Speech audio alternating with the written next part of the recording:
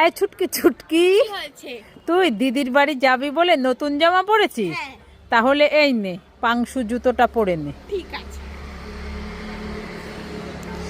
এই জুতোটা হাতে পরেছিস কেন? পায়ে পর। পায়ে পরবো? হ্যাঁ।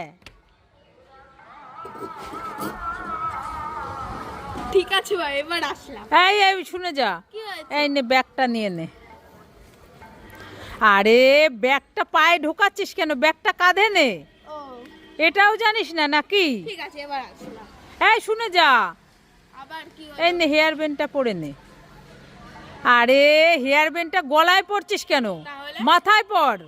ঠিক আছে, এবার আসলাম। আরে শুনে যা, আবার কি হলো? এই নে চুড়ি দুটো পরে নে।